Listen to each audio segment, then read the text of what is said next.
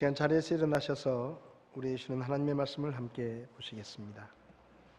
히브리서 10장 24절 25절 두 절 말씀을 우리가 한 목소리로 같이 읽도록 하겠습니다. 24절 25절입니다. 서로를 살펴보아 사랑과 선한 행위에 이르도록 격려하며 어떤 사람들의 습관과 같이 우리의 함께 모이는 일을 패하지 말고 서로 권면하되 그날이 다가옴을 너희가 볼수록 더욱 그리하자. 아멘. 서신 채로 잠깐 기도하겠습니다. 살아계셔서 말씀하시는 하나님, 기록된 하나님의 말씀을 읽고 이 시간 주의 말씀을 함께 나눌 때 주의 성령님께서 우리에게 친히 말씀해 주시고 우리가 이 말씀을 깨달을 뿐만 아니라 믿게 하시고 순종함으로 주님을 더 닮아갈 수 있도록 저희를 가르쳐 주시기를 원합니다. 부족한 종을 붙드시고 오직 주님의 말씀만 선포되게 다스려 주시옵소서.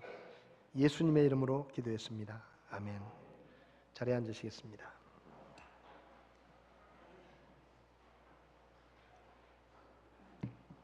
주일 아침에 주님의 교회를 배웁시다라는 주제로 말씀을 나누고 있습니다. 근래 주님의 교회는 배움의 공동체이고 전도의 공동체이고 또 교제 공동체, 지난 주일에는 부활신앙의 공동체라는 제목으로 말씀을 드렸습니다. 오늘은 교회는 격려의 공동체입니다 라는 제목으로 말씀을 드리려고 합니다. 혹시 칭찬은 고래도 춤추게 한다라는 책을 보신 적 있으십니까? 이 책은 미국의 유명한 컨설턴트인 블렌차드라는 사람이 쓴 책인데 우리나라 제목으로는 칭찬은 고래도 춤추게 한다, 아주 멋있게 번역이 됐는데 원래 이 책의 제목은 저게 아닙니다. 원래 이 책의 제목은 웨일단 해가지고 고래도 했다. 원래 이 책의 영어 제목은 고래도 해냈다 입니다. 만약에 저 책을 고래도 해냈다 이런 제목으로 책을 찍었으면 별로 안 팔렸을 것 같아요. 저도 서점에 가서 고래도 해냈다 이런 제목이 있으면 뭔 책인가 아주 이상하게 생각하고 사보지도 않았을 텐데 출판사에서 이 책을 번역해 가지고 출판을 하면서 한국말 번역을 붙이기를 칭찬은 고래도 춤추게 한다 이렇게 붙여놓으니까 이 책이 불티나게 팔렸습니다. 저희 집에도 이 책이 있습니다. 제목을 고래도 해냈다 그렇게 했으면 뭐 몇 권 팔리다가 말았을 텐데 이 수십만 부가 팔린 베스트셀러가 되었습니다. 도대체 이 제목이 뭐길래 사람들이 그렇게 많은 사람들이 이 책을 사서 봤을까 생각해 보니까요. 오늘날 사람들은 나이나 성별에 관계없이 모두가 다 누군가로부터 칭찬을 받고 인정을 받고 격려를 받고 싶어 합니다. 근데 의외로 우리나라 사람들이 참 이게 약합니다. 우리나라 사람들이 다른 사람을 칭찬하고 다른 사람을 인정하고 격려하는 것이 참 약해요. 잘 못해요. 그래서 칭찬받고 인정받고 싶은 사람은 참 많은데 칭찬해주고 인정해주고 격려해주는 사람들이 별로 없으니까 서점에 갔다가 칭찬은 고래도 춤추게 한다? 이 제목을 딱 보고는 마음에 든다. 그래서 그냥 사는 거예요. 뭔가 이 책을 읽으면 내가 칭찬받는 느낌을 받을 것 같고 뭔가 새로운 에너지가 생길 것 같으니까 제목을 보고 이 책을 사서 보는 겁니다. 여러분은 얼마나 다른 사람을 자주 칭찬하고 격려하십니까? 여러분은 여러분의 자녀들을 자주 칭찬하고 격려하는 부모입니까? 여러분은 여러분의 부모님들에게 자주 칭찬을 하고 부모님들을 인정하고 격려를 해주는 그런 자녀들인가요? 여러분은 직장에서 여러분의 동료들이나 부하 직원들을 얼마나 자주 칭찬하고 격려하고 계십니까? 최근에 누군가를 칭찬했던 적이 기억은 나십니까?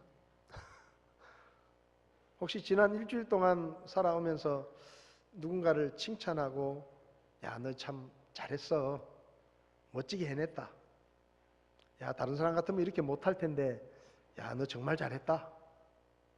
이렇게 누군가를 칭찬해 보신 적이 언제이십니까?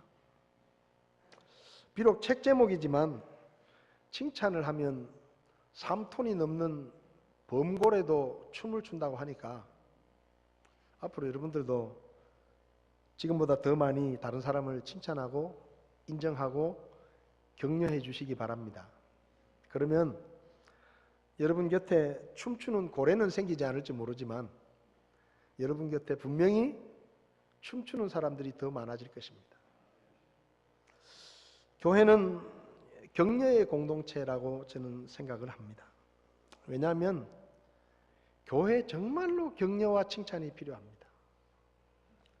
우리 성도들에게, 누구보다도 성도들에게 격려와 칭찬과 인정이 필요합니다.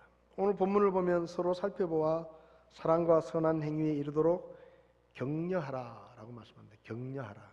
이 격려라는 말 속에는 칭찬이라는 뜻도 들어있고 인정이라는 뜻도 들어있습니다. 격려하라. 왜 성경에서 우리들을 향해서 서로 살펴보고 서로 격려해라 그렇게 말씀할까요? 한마디로 말하면 우리에게 격려가 필요하기 때문입니다. 누구보다 성도들에게 칭찬과 격려가 필요하기 때문에 성경은 서로 살펴보고 서로 격려해라 그렇게 말씀합니다. 이 세상 모든 사람들에게 칭찬과 격려가 필요하지만 특별히 구원받은 그리스도인들에게는 정말로 칭찬과 격려가 필요합니다.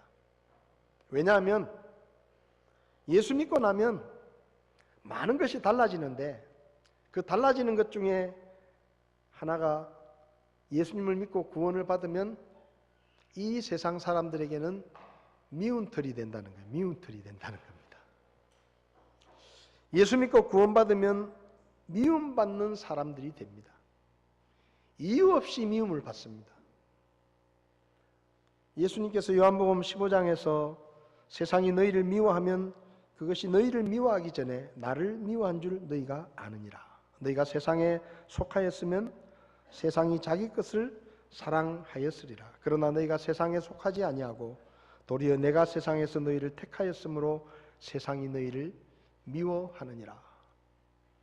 예수님을 믿고 구원을 받으면 그날부터 세상에서는 미움받는 사람들이 됩니다. 그 이유를 잘 모르겠어요. 정말 그래요. 예수 믿고 구원받은 사람은 직장에 가도 동료들로부터 상사들로부터 괜히 미움을 받고 군대 가도 고참들로부터 괜히 미움을 받고 이상해요. 뭐 잘못한 것도 아닌데 그냥 나를 소개할 때 저는 예수 믿는 사람입니다 그렇게 말하면 아 그래요? 하고 끝나면 되는데 고참들이 아 그래 예수 믿는 쫄병 하나 왔구나 그러면 되는데 이상하게 사람들이 눈빛이 달라지면서요 그래 한번 보자 이런 눈빛으로 봅니다. 그리고 별거 아닌 것 가지고 괴롭혀요. 제가 처음 직장 생활할 때 전에도 말씀드렸지만 한 달쯤 돼서 이제 회식을 하는데 사장님이 신입사원이라고 술을 한 잔 딱 따라주시는데 제가 사장님 정말 죄송한데요. 저는 그리스도인이기 때문에 저는 술을 먹지 않습니다. 정말 죄송합니다. 그 말 한마디 했거든요.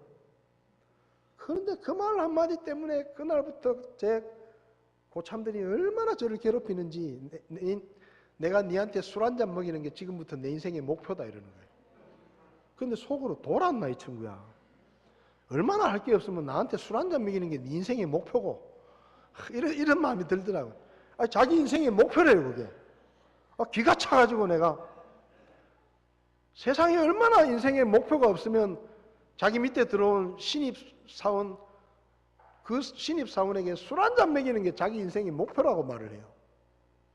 왜 그런지 모르겠어요. 내가 뭐 자기한테 잘못한 것도 없고 내가 뭐 자기한테 욕을 한 것도 아니고 시비 건 것도 아닌데 그날부터 진짜 그 사람이 자기 인생의 목표래요.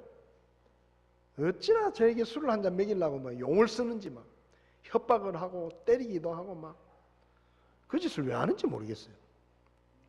근데 어쨌든 그렇게 해요. 괜히 미운가 봐. 괜히. 성경 말씀이 맞아 이게. 이 세상 모든 사람은 태어나는 순간부터 마귀가 통치하는 세상 나라에 속한 이 세상 나라의 백성이 됩니다. 근데 그렇게 살다가 뭣도 모르고 살죠. 그냥 뭐 이 세상을 마귀가 다스리는지도 모르고 하나님이 계신지도 모르고 자기가 죄인이라는 것도 모르고 그냥 태어났으니까 이 세상 나라 백성으로 사는 게 당연하다고 생각하고 열심히 삽니다. 그러다가 어느 날 복음을 듣게 되죠.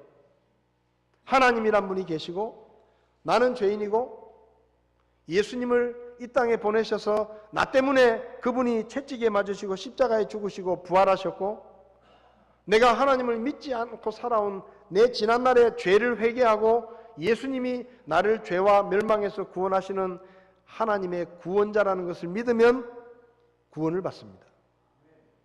구원을 받으면 제일 먼저 달라지는 게 뭔가 하면요, 이 세상 나라에서 하나님의 나라로 국적이 바뀌는 거예요.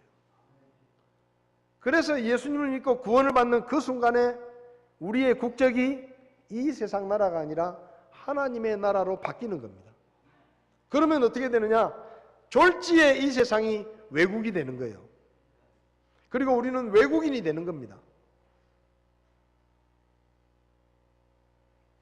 그래서 너희가 세상에 속하지 않았기 때문에 세상이 너희를 미워할 것이다 라고 말하는 겁니다. 골로새서 1장을 보면 13절에 그분께서 우리를 어둠의 권능에서 건져내사 자신의 사랑하는 아들의 왕국으로 옮기셨다. 이 말이 뭔가 하면 국적이 바뀌었다 이 말이에요. 그래서 어제까지 같은 나라의 백성으로 살다가 어느 날 갑자기 이 사람이 하나님의 나라의 백성이 되고 외국 사람이 되니까 어제까지 친구였던 사람들, 가족이었던 사람들, 함께 재미나게 살았던 사람들이 내가 외국인이 된 걸 금방 눈치채고 외국인으로 대합니다. 금방 달라져요. 그래서 미워해요. 별로 좋아하지 않아요. 베드로전서 2장에서 사도 베드로도 말하기를 10절에 이렇게 말합니다. 너희가 지나간 때에는 백성이 아니었으나 이제는 하나님의 백성이다. 국적이 바뀌었다는 거예요. 이 세상 백성이었다가 지금은 하나님의 백성이다. 그래서 너희들은 11절에 나그네와 순례자인 너희에게 내가 간청한다. 뭐라고요? 구원받은 성도는 이 세상에서 나그네이고 순례자입니다. 왜? 이제부터는 이 세상 나라가 내 나라가 아니에요. 나는 외국인이에요. 여러분 우리나라에 대구도 외국 사람들이 많습니다. 성소공단에 가면 뭐 방글라데시, 인도네시아, 파키스탄 이런 데서 좀 피부색이 다른 이런 사람들이 많이 와 있습니다. 근데 대체적으로요, 물론 다 그런 건 아니겠지만 외국 사람을 대할 때는 좀 불편해하고 때로는 좀 무시하기도 하고 괜히 미워하기도 하고 우리나라 사람 대하듯이 잘 안 대합니다. 다 그런 건 아니지만 근데 그게 대체적으로 그래요. 그건 우리나라뿐만 아니라 미국 가도 우리나라 사람들을 자기 나라 사람들처럼 안 대합니다. 인종차별을 하고 그런 게 있어요. 그러니까 불편해요. 외국에 산다는 건. 그래서 우리가 예수님을 믿고 구원을 받으면 그날부터 우리의 국적이 하나님의 나라로 바뀌기 때문에 이 세상은 우리에게 순식간에 외국이 되고 우리는 외국인이 되고 우리를 잘 알고 함께 지냈던 사람들은 내가 외국인이라는 것을 아니까 그때부터 이상하게 변하는 거예요. 괜히 미워지고 너한테 술 한잔 먹이는 게 내 인생의 목표다 이런 소리까지 들어야 되고 군대 가도 마찬가지예요. 아니 내가 예수 믿기 때문에 나는 예수 믿는 사람으로서 정당하게 주일날 교회를 가겠다 그러는데 왜 때립니까? 교회 잘 갔다 와라 그래야 되잖아요. 근데 교회 갔다 오면 꼭 때려요. 왜? 네가 교회 갔기 때문에 우리가 불편하다는 거예요. 네가 교회 안 갔으면 네가 모포 개고 정리하고 청소하고 다 할 건데 네가 교회 가니까 우리가 불편하다는 거예요. 아니 그것도 좀 못 참아요. 응? 근데 그걸 괴롭히는 거예요. 모든 성도들은 한때 이 세상 나라에 속했다가 구원받는 순간에 외국인이 되고 졸지에 외국에 사는 사람들이 되기 때문에 미움을 받는 겁니다.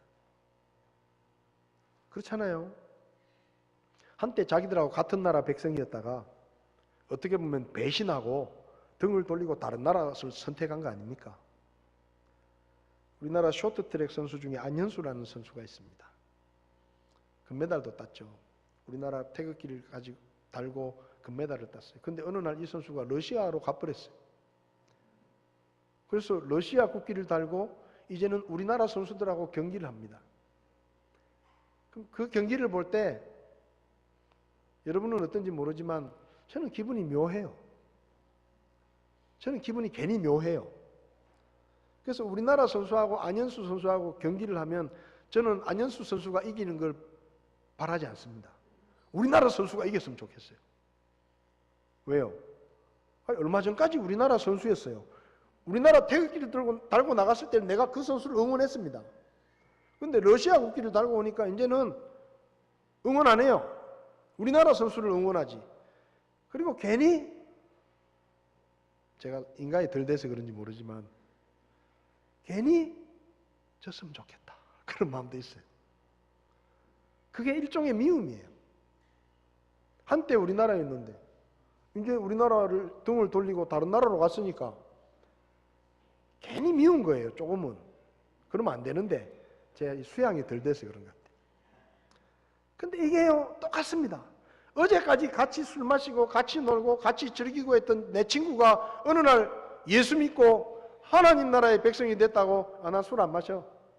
나 이제 너희들과 같이 안 놀아. 나 술집 안 가. 뭐 이렇게 변하는 거예요. 그러면 이상한 거예요. 저기 어제까지 내하고 실컷 같이 놀다가 이제 뭐 예수 믿는다고 날 우습게 여기나? 그래가지고 미워하는 거예요. 그래서 예수 믿는 사람들은 분위기 깨는 사람입니다. 회사 회식을 하고 노래방에 갔습니다. 홍도야 울지 마라 뭐 낙동강 처녀 뭐 쭉 노래 부르는 소양강 처녀 노래 딱 부르는데 내 순서가 돼가지고 자비로운 주 하나님 한번 불러보세요. 분위기가 싸해집니다. 분위기 깨는 거예요. 그러니 좋아하겠어요? 군대 신병이 왔습니다. 노래 예발 장전 준비됐으면 발사 그러는데 자비로운 주 하나님 그러면요 분위기가 싸해집니다. 차라. 그래서 예수 믿으면요 분위기 메이커가 아니고 분위기 깨는 사람이에요. 그러면 어떻게 되는지 아세요? 한동안 회식하다가 어느 날부터 말합니다. 야, 너 오지 마라. 너는 안 오는 게 낫다 차라리. 괜히 와서 분위기 깨지 말고 흥 깨지 말고 오지 마라. 예. 이렇게 돼요. 근데 그걸 우리가 원해서 그런 게 아니라 국적이 달라지는 겁니다. 그래서 여러분 우리가 알아야 되는 거는요. 나도 그렇지만 우리 교회 안에 있는 형제와 자매들도 다 그렇게 밖에 나가서 외국인 취급을 받고 믿지 않는 사람들로부터 무시를 당하고 미움을 받고 왠지 모르게 차별을 받고 이렇게 살고 있다는 걸 우리는 알아야 돼요. 나만 그런 게 아니고 그렇게 일주일 동안 세상에서 살다가 교회 오는 겁니다. 그럼 우리가 어떻게 해야 되겠어요? 우리가 어떻게 해야 되겠습니까? 격려해야 되는 거예요. 밖에 나가서 힘겹게 믿음을 지키고 밖에서 세상 사람들로부터 미움을 받아가면서 때로는 손가락질을 받아가면서 때로는 차별을 받아가면서 불이익을 당해가면서 분위기 깨는 사람이라고 오해를 받아가면서 그렇게 믿음을 지키고 그렇게 살다가 힘들게 살다가 교회 오잖아요. 그럼 우리가 어떻게 됩니까? 칭찬해주고 인정해주고 격려해줘야 되는 거예요. 요즘 믿음으로 살기가 참 어려운데 그래도 네가 믿음을 지키고 살아줘서 참 고맙다. 잘했다. 힘들지만 내가 기도하고 있으니까 힘내라. 격려해야 되는 거예요. 그래도 믿음을 지키면서 살아야 되지 않겠냐? 우리가 하나님이 기쁘시게 하는 삶을 살아야 되지 않겠느냐? 그렇게 우리가 서로 격려하고 칭찬하고, 야 요즘 뭐 교회 다닌다 그래도 세상에서 그냥 타협하고, 그리고 뭐 대학교 신입생 가가지고 뭐 같이 술 먹고 이런 애들도 많은데, 야 너는 믿음을 지키고 있으니까 참 고맙다. 잘했다. 앞으로도 계속 그렇게 힘들지만 믿음으로 살아야 된다. 우리가 칭찬해주고 격려해줘야 되는 거예요. 그래야 힘을 얻죠. 제 설교 원고에 이렇게 써놨습니다. 2분간 시간을 드리겠습니다. 두 사람씩 짝을 지어서 1분간 서로의 믿음에 대해 칭찬해 보시기 바랍니다. 자, 해보겠습니다. 오늘 설교만 하면 되는 게 아니에요. 자, 둘씩 짝을 지어보세요. 자, 시간을 2분을 드리겠습니다. 칭찬하라 그랬잖아요. 칭찬. 근데 칭찬할 때요, 야 뭐 옷이 잘 어울린다, 머리 스타일이, 이런 얘기 하지 마세요. 이런 거 하지 말고 믿음에 대해서, 그 사람의 믿음에 대해서만. 자, 시간 드리겠습니다. 자, 두 분씩 자 빨리빨리 짝을 찾으세요. 자, 먼저 한 분이 1분 동안 칭찬하세요. 1분 동안 칭찬하고, 그 다음에 끝나면 다른 분이 1분 동안 칭찬하고. 자, 서로 칭찬 좀 하십시오.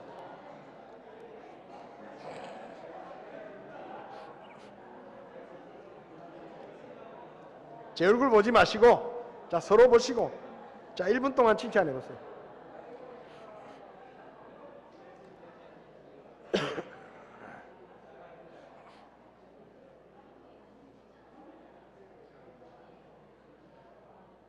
(15초) 지났는데 벌써 조용해지면 안 됩니다. 빨리빨리 하세요. 빨리.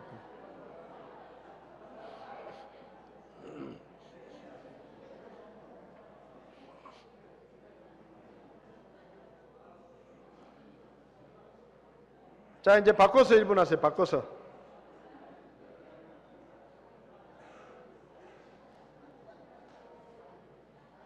되게 어색해 보입니다.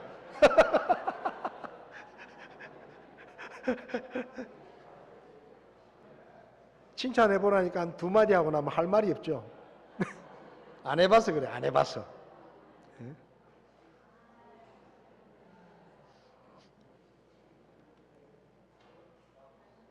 여러분, 우리가 정말로 우리가 알아야 되는 게요, 지금 세상에서 믿음을 지키면 사는 게 절대 쉬운 게 아닙니다. 그 힘든 시간들을 우리가 보내고 교회 오는 거예요. 그럼 우리끼리라도 좀 칭찬하고, 우리끼리라도 용기를 주고 격려하고, 교회가 그래야 되지 않겠습니까? 그 다음 두 번째로, 왜 우리가 칭찬하고 서로 격려해야 되느냐? 우리는 외국 땅에 사는데 그냥 외국 땅이 아니고 전쟁터에서 있는 전쟁터에, 우리는 치열한 전쟁터에서 싸우고 있는 군인입니다. 우리가 있는 곳은 훈련소도 아니고 실제로 총알이 왔다 갔다 하는 전쟁터예요. 영적인 전쟁터입니다. 디모데후서 2장에서 사도 바울은 디모데에게 너는 예수 그리스도의 좋은 군사로 고난을 견뎌내라. 너는 지금 전쟁을 하고 있는 사람이다 라고 말하는 거예요. 여러분, 우리가 외국에 와서 지금 여행 다니는 게 아닙니다. 우리는 지금 이 영적인 전쟁터 한가운데서 우리의 믿음을 넘어뜨리려고 하는 악의 세력들과 전쟁을 하고 있는 거예요. 지금 아까 말했잖아요. 내가 자기한테 뭐 크게 잘못한 것도 없는데 니한테 술 먹이는 게 내 인생의 목표다. 이런 인간들하고 우리가 매일 만나는 거예요. 시비를 거는 거예요. 우리의 믿음을 꺾어보려고 얼마나 많이 노력하는지 모릅니다. 그런 세력들과 지금 우리는 매일마다 순간순간마다 싸우고 있는 거예요. 베드로전서 5장에서 사도 베드로는 정신을 차려라, 깨어있으라. 너희 대적 마귀가 울부짖는 사자같이 두루다니며 삼킬 자를 찾는다 그랬습니다. 우리의 대적 마귀가 얼마나 우리를 넘어뜨리려고 하는, 울부짖는 사자같이 두루다니며 삼킬 자를 찾는 그런 정도의 심각한 마음으로 우리를 공격하려고 하고 있다 이 말입니다. 그래서 사도 바울은 에베소서 6장에서 우리의 싸움이 살과 피와 맞붙어 사람과 싸우는 싸움이 아니라 영적인 존재들과 싸우는 영적인 싸움이다 그랬어요. 그래서 머리끝부터 발끝까지 전신갑주를 입어야 싸울 수 있는 치열한 전쟁이라고 말씀했습니다. 여러분, 예수 믿고 사는 게 쉽던가요?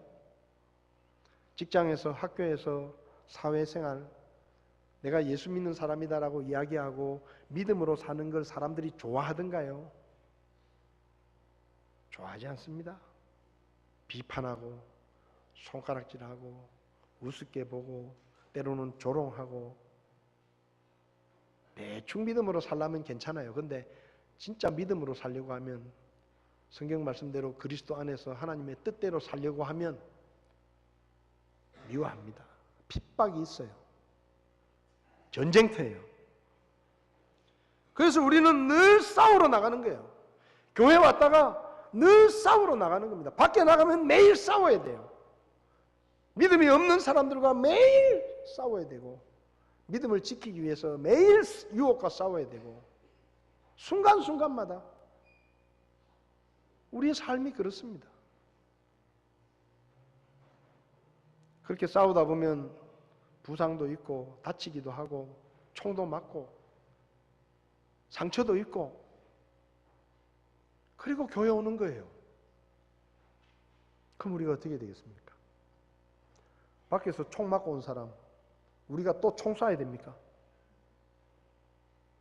만져주고 위로해주고 격려해주고 칭찬해주고 다시 용기를 얻을 수 있도록 교회가 그렇게 해야 됩니다. 그래서 교회가 필요한 거예요. 밖에 나가서 싸우면서 상처받고 부상당하고 다쳐서 교회 오면 지체된 형제 자매들이 위로해주고 싸매주고 치료해주고 격려해주고 기도해주고, 그래서 힘을 얻는 겁니다. 교회가 그렇게 돼야 돼요. 근데 전도하다가 사람들과 이야기를 해보면요, 의외로 한때 교회를 열심히 잘 다녔는데 교회에서 총 맞고 총 맞은 것처럼 교회에서 총 맞은 것처럼 상처 입고 아파하고, 그래서 더 이상 총 맞기 싫어서 교회를 떠나고, 목사님, 저 이제 교회 안 갑니다. 왜요? 제가요 젊었을 때 교회 열심히 다녔습니다. 저도 예수 열심히 믿었습니다. 제가 한 20년 교회 다녔는데요, 지긋지긋합니다. 이제 교회 쳐다보기도 싫습니다. 상처를 받고, 교회에서 총 맞고, 교회에서 부상당하고, 밖에서 얻어맞고 교회에서 얻어맞고, 어디로 가요? 그래서 상처를 입고 낙심하고, 그래서 교회를 떠나는 거예요.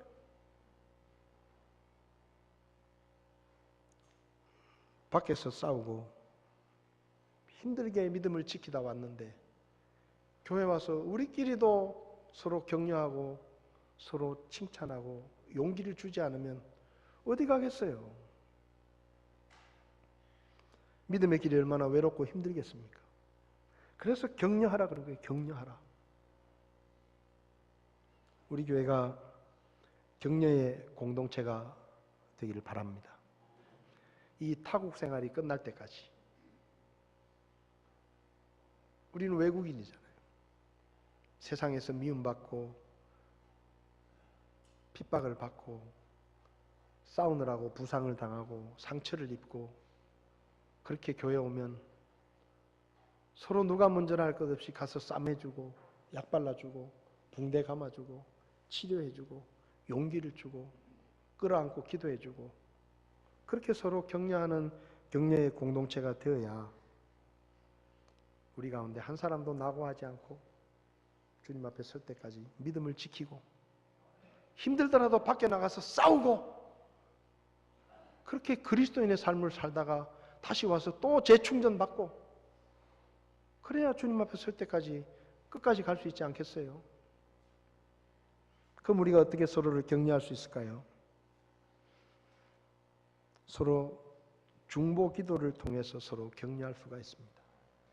출애굽기 17장을 보면 이스라엘 백성들이 이집트에서 나온 지 한 3개월쯤 됐을 때 아말렉이라는 사람들, 민족들과 전투를 합니다.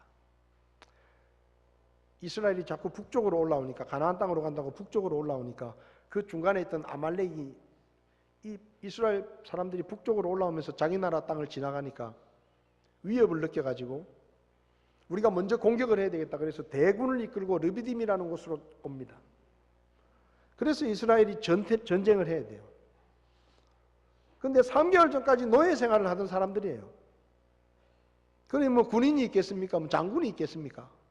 그래서 모세가 여호수아를 불러가지고, 야 여호수아야, 어쨌든 간에 지금 전쟁을 해야 되니까 네가 젊은 사람들 중에서 좀 싸울 만한 사람들 뽑아가지고 데리고 나가서 싸우라. 그럼 나는 하나님의 막대기를 들고 산꼭대기에 올라가서 손을 높이 들고 내가 기도하겠다. 그래서 여호수아가 젊은이들을 데리고 전쟁하러 갑니다. 모세는 산꼭대기에 올라갑니다.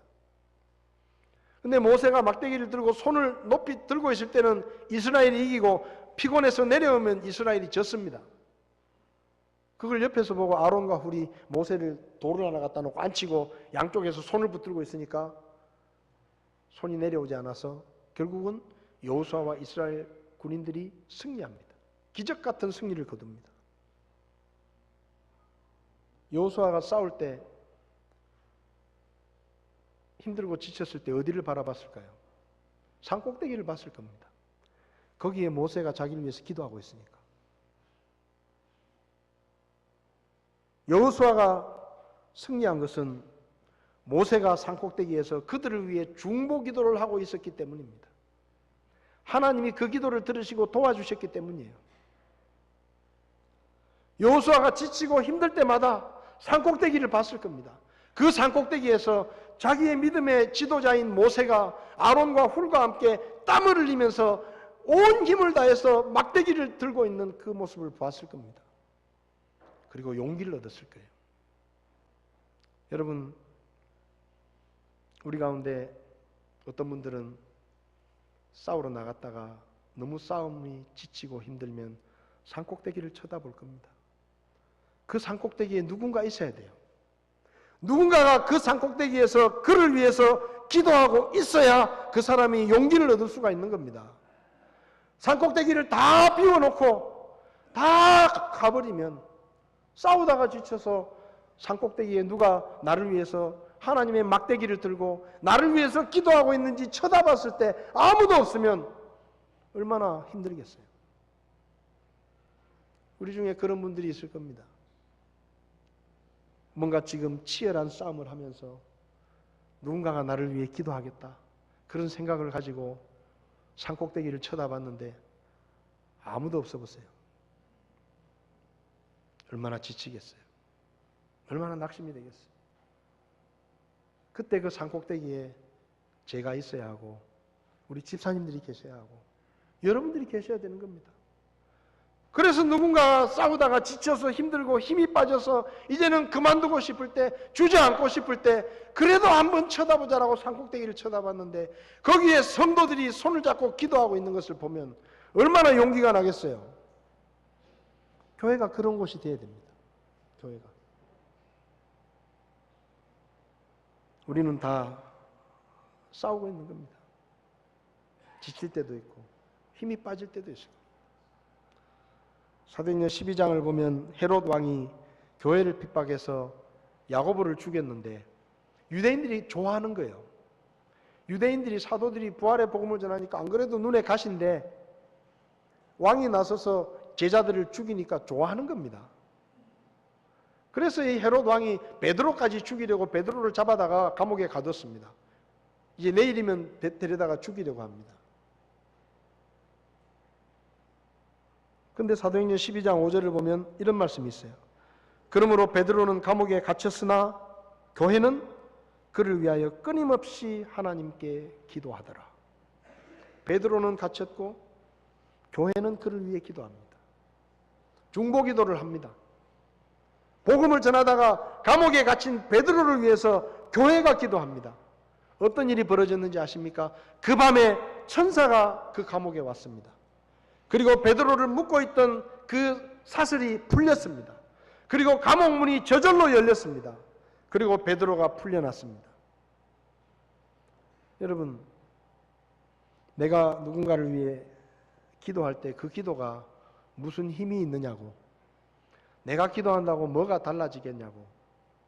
달라집니다. 달라집니다. 내가 누군가를 위해 기도를 시작하면 그 순간부터 달라지기 시작합니다. 하나님께서 천사를 보내시고 그를 묶고 있던 사슬을 푸시고 그를 가두고 있던 감옥문을 여시고 그가 다시 주님의 사역을 할 수 있도록 그를 끌어내십니다. 승리하게 하십니다. 왜요? 베드로는 잤어요. 베드로는 잤어요. 교회가 그를 위해 기도했습니다. 그래서 그런 기적이 일어난 것입니다. 그래서 우리가 서로를 위해 기도해야 됩니다. 형제와 자매들의 이름을 부르며 기도해야 되는 거예요. 여러분은 얼마나 다른 형제와 자매들을 위해서 기도하고 있습니까? 다시 2분의 시간을 드리겠습니다. 오늘 설교는 저 혼자 하는 게 아닙니다. 아까 그 짝지 있죠, 짝지. 아까 교제했던 짝지 있으시죠? 그분과 함께 서로 1분씩 기도해 주겠습니다. 자, 아까 만났던 짝지를 찾아가세요.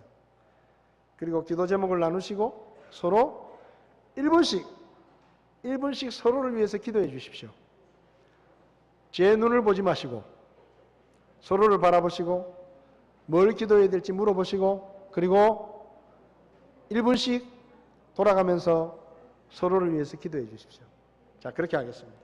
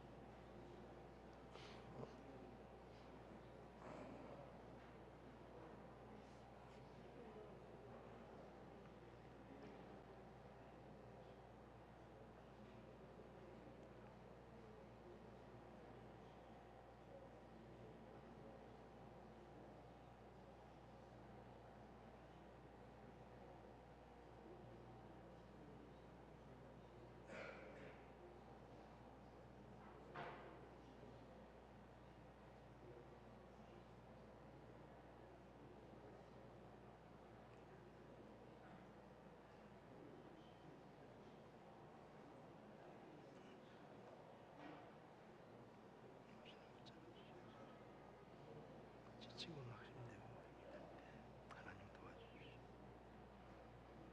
주님 힘을 주시고 용기를 주시고 붙들어 주시옵소서. 선하신 하나님께서 도와주시고 낙심하지 않게 하시고 용기를 얻고 새 힘을 얻고 주님 앞에서 믿음으로 살아갈 수 있게 도와주시옵소서. 하나님 성자매도 붙들어 주시옵소서. 여름의 시기를 잘 견디게 도와주시옵소서.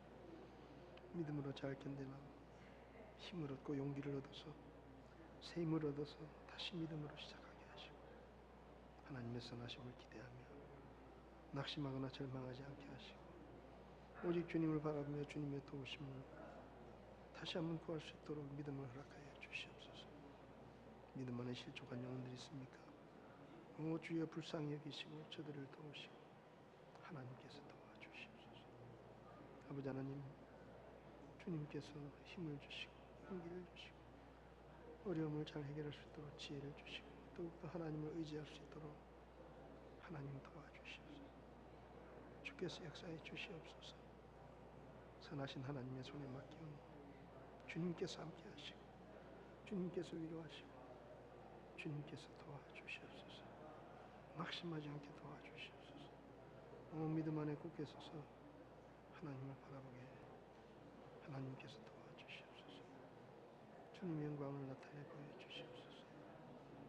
온전히 주님을 바라보게 도와주시옵소서. 주님의 영광을 받아 주시옵소서. 선하게 인도해 주시옵소서.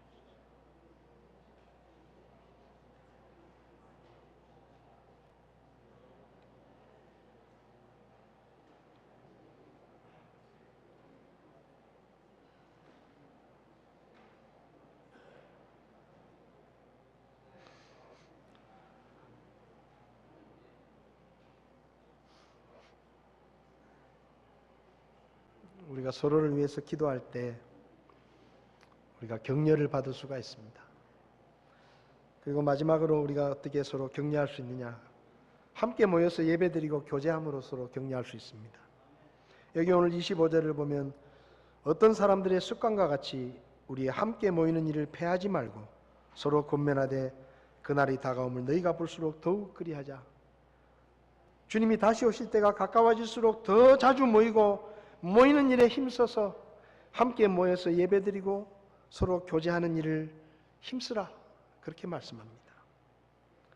여러분, 밖에서 일주일 동안 아무리 많은 사람들을 만나보십시오. 인생의 목표가 다르고 가치관이 다르기 때문에 대화가 되지 않습니다. 교제가 되지 않아요. 안 믿는 사람들하고 우리는 영이 다르기 때문에 대화가 잘 안 돼요. 교제가 안 돼요. 우리는 복음을 얘기하고 우리는 천국을 이야기하는데 믿지 않은 사람들은 맨날 돈 얘기만 합니다. 돈 얘기만 해요. 안 믿는 사람하고 얘기해 보십시오. 30초도 안 돼서 돈 얘기합니다. 땅을 샀는데 누가 땅을 샀는데 땅값이 올랐다더라. 우리 애들이 이번에 뭐 좋은 회사에 취직이 돼서 연봉을 많이 받는다더라. 맨 돈 얘기해, 돈 얘기. 대화가 안 돼요. 영이 다르기 때문에 교제가 안 돼요. 그래서 답답해요. 그래서 외국이에요. 말이 안 통하잖아요. 말이 안 통해. 똑같은 한국말 하는데도 말이 안 통해요. 외국말 하는 것 같아. 그렇게 일주일을 살다 오는 거예요. 그렇게 세상에서 살다 오는 겁니다. 근데 교회는 어떻습니까? 영이 같고 인생의 목적이 같고 가치관이 같기 때문에 아버지가 같기 때문에 눈빛만 봐도 통해요. 눈빛만 봐도. 한마디 하면 10마디를 알아들어요. 안 믿는 사람들은 10마디 해도 한마디도 못 알아들어. 깝깝해 죽겠어. 근데 성도들끼리 만나면 눈빛만 봐도 통하고 영이 통하고 교제가 되잖아요. 내 속에 있는 얘기 해도 되잖아요. 그 자꾸 같이 만나야 되는 거예요. 같이 앉아서 예배드리고 같이 예배드리면서 우리가 뭘 느낍니까? 세상에 있을 때는 그냥 나 혼자 믿음 생활하는 것 같고 나 혼자 하나님을 섬기는 것 같고 엘리야처럼 나만 혼자 사람들 다 안 그런데 나만 혼자 주님을 섬긴다고 외롭고 쓸쓸한데 교회 와서 함께 찬송하고 함께 예배드리면 둘러보면서 아 내가 혼자가 아니구나. 나하고 이 믿음의 길을 가고 있는 형제와 자매들이 있구나. 아 나만 힘든 게 아니구나. 힘들지만 저렇게 믿음의 길을 계속하고 있는 어르신들이 계시고 내 친구들이 있고 내 후배들이 있구나. 아 내가 혼자가 아니구나. 용기를 얻잖아요. 힘을 얻잖아요. 그리고 교제 시간에 서로 속에 있는 얘기하고 내가 요새 이런 일이 힘들다. 참 하나님께 기도하고 있는데 혼자 기도하기 벅차니까 좀 날 위해서 좀 기도해 달라고 부탁을 하잖아요. 그럼 어떻게 합니까? 손 붙잡고 기도해 주잖아요. 그게 얼마나 좋아요. 세상에서 직장에서 동료들끼리 그게 됩니까? 안 됩니다. 그런 교제가 안 돼요.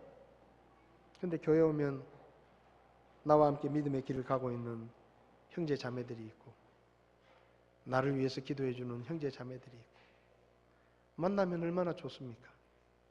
교회 문 열고 들어와서 서로 얼굴만 봐도 위로가 되고 격려가 되지 않습니까? 저는 여러분들 얼굴만 봐도 격려가 됩니다. 얼굴 좀 자주 보여주십시오. 그럼 제가 더 격려가 될 것 같습니다. 여러분들도 마찬가지예요. 세상에서 어디에서 위로를 받겠습니까? 함께 모여서 두세 사람이 주님의 이름으로 모여서 함께 말씀을 나누고 교제를 나누고 서로 기도해주고 서로 위로해주고 그래서 우리가 새 힘을 얻는 거예요. 교회는 격려의 공동체입니다. 같은 국적을 가지고 함께 외국에서 고생하면서 믿음의 길을 가고 있는데 우리끼리라도 서로 아끼고 서로 사랑하고 서로 격려하고 다쳐서 오면 약 발라주고 붕대 감아주고 치료해주고 우리끼리라도 그래야 되지 않겠어요? 교회가 아니면 어디서 그렇게 위로를 받고 격려를 받겠습니까? 저는 우리 교회가 서로에 대해서 관심을 갖고 만날 때마다 칭찬과 격려의 말로 서로에게 용기를 주고 그리고 서로 기도해 줌으로 함께 힘을 얻고 그리고 함께 모여서 예배드리고 교제함으로 새로운 용기와 힘을 얻어서 저 예배당 문을 열고 나갈 때는 내가 참 교회 오기 잘했다. 내가 지쳤었는데 다시 가서 한번 싸워보자. 다시 믿음의 길을 가보자. 이 길이 외롭고 힘들지만 한번 가보자. 포기하지 말자. 그런 용기를 얻어서 저 문을 열고 나가서 또 복음을 전하고 또 믿음의 삶을 살고 또 싸우고 그렇게 새로운 용기를 주는 그런 교회가 되었으면 좋겠습니다.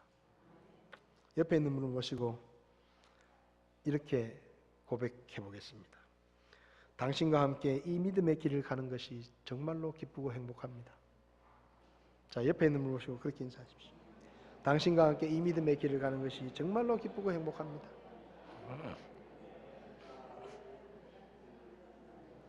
자, 한마디 더 하겠습니다. 끝까지 함께 갑시다. 끝까지 함께 갑시다. 자리에서 일어나시겠습니다. 사랑하는 주님 앞에 찬송가 220장